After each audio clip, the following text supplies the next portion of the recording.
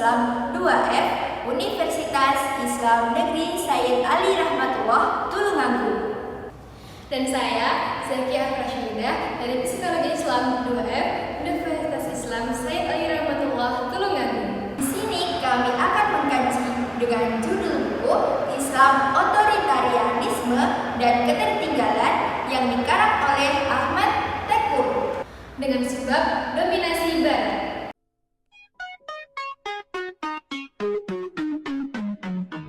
This was what Arnold Toynbee later dubbed the Industrial Revolution.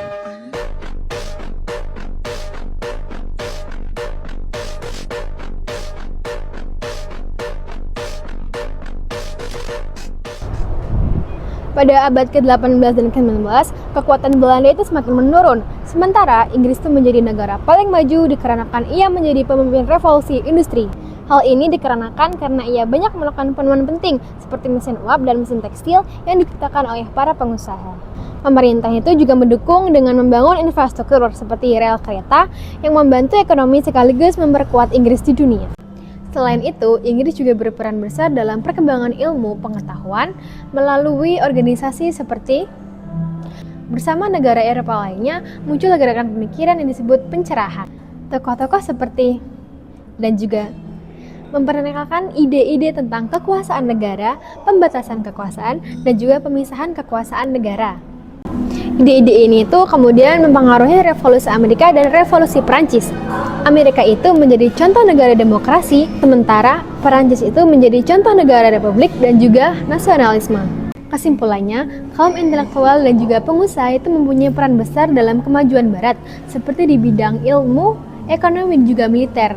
Sementara itu, banyak negara muslim itu tidak mengalami perkembangan serupa, sehingga menjadi lebih lemah. Akibatnya, negara-negara barat itu bisa menjajah banyak wilayah di dunia. Negara seperti Rusia dan juga Jepang, akhirnya mereka itu meniru cara barat untuk menjadi lebih kuat dan membuat kekaisaran mereka sendiri. Dari bangkitnya Eropa Barat, kita tidak dapat melupakan yang namanya sisi gelap dari kebangkitan tersebut. Bukan hanya dari ilmu, pengetahuan, inovasi, maupun industri, tapi bagian Eropa Barat juga menggunakan yang namanya kolonialisme, perbudakan, bahkan eksploitasi ekonomi bagi masyarakat maupun negara yang dijajah oleh bangsa Barat tersebut. Dari kolonialisme Barat seperti Inggris, Rusia, dan Jepang, mereka juga meninggalkan warisan yang sifatnya positif seperti infrastruktur jalan dan infrastruktur komunikasi. Namun, dari dampak positif tersebut ada juga dampak negatif yang jauh lebih besar yang dirasakan oleh masyarakat yang mereka jajah. Struktur sosial yang dahulunya merupakan fondasi penting bagi masyarakat, kini dihancurkan oleh kolonialisme Barat. Contohnya seperti struktur sosial yang berubah, kemudian dampak untuk masyarakat sulit mengambil keputusan bahwa mereka mau mengambil keputusan supaya dapat menentukan arah kemajuan bangsa mereka sendiri. Selain kolonialisme Barat, pembangunan ekonomi Barat juga tidak terlepas dari perbudakan. Contoh diantaranya yaitu yang pertama, dari perkebunan hasil perkebunan Hindia hingga ke Amerika, mereka juga tidak terlepas dari perbudakan. Yang kedua yaitu revolusi industri. Itu juga tidak lepas dari yang namanya eksploitasi pekerja anak-anak. Mereka ditekan untuk melakukan pekerjaan berat. Selain itu semua, di wilayah Muslim, kolonialisme Barat juga meninggalkan dampak yang sangat besar. Salah satu tragedi yang besar yaitu terjadi pada tahun 1770 di wilayah Benggala. Masyarakat Benggala mengalami krisis kelaparan sehingga menimbulkan banyak jutaan masyarakat Benggala kehilangan nyawa mereka. Di India, kebijakan kolonialisme yaitu deindustrialisasi. Industri India yang awalnya maju sangat pesat kemudian mengalami kemunduran.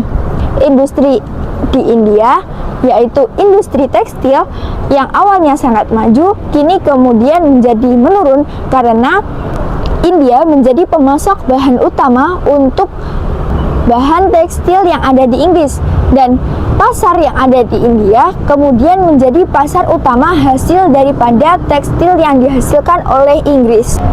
Di Tiongkok, Inggris, mereka memperdagangkan barang yang sifatnya membuat kecanduan. Dari sini kita dapat mengambil kesimpulan bahwasanya kemajuan Inggris lebih penting daripada kesejahteraan masyarakat yang ada di Tiongkok. Pada akhir Kesultanan Utsmani, salah satu contohnya yaitu terdapat tragedi yang menimpa kemanusiaan, yaitu terjadi pada masyarakat Armenia. Fakta ini menunjukkan bahwasanya kekerasan dan penindasan tidak terbatas pada peradaban tertentu maupun pada kelompok tertentu saja. Banyak sejarawan bertanya-tanya, mengapa sih Barat itu lebih mendominasi hingga menjajah di berbagai dunia?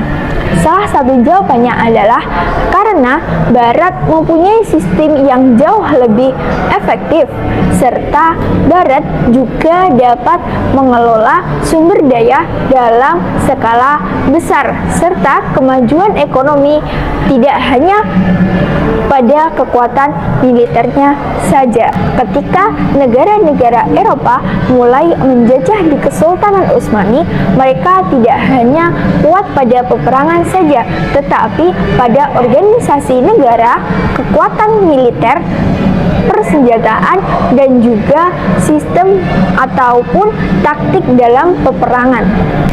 Pada paruh kedua abad ke-18, bangsa Utsmani mengalami kekalahan dalam melawan Rusia karena Rusia didukung oleh Inggris dan Australia. Pada sudut pandang militer, faktor kekalahan Utsmani salah satunya yaitu karena organisasi, dan yang kedua karena teknologi militer Eropa jauh melampaui kekuatan Utsmani. Dari sisi ekonomi, kesenjangan semakin terlihat karena Utsmani mengalami penurunan pendapatan, sedangkan Perancis, Rusia, dan Inggris mengalami pemasukan yang sangat tinggi, sehingga mengakibatkan investasi militer yang ada di Utsmani mengalami penurunan yang sangat drastis. Faktor demografi juga menjadi peran penting. Karena apa? Karena wilayah Utsmani mengalami penurunan populasi. Salah satu faktornya karena turunnya angka kelahiran serta penyusutan wilayah kekuasaan Utsmani.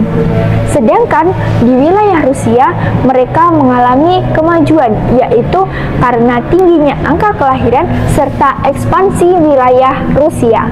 Pada abad ke-19, Rusia mengalami kekayaan yang sangat tinggi karena populasi lebih tinggi serta produksi industri yang jauh lebih besar serta jaringan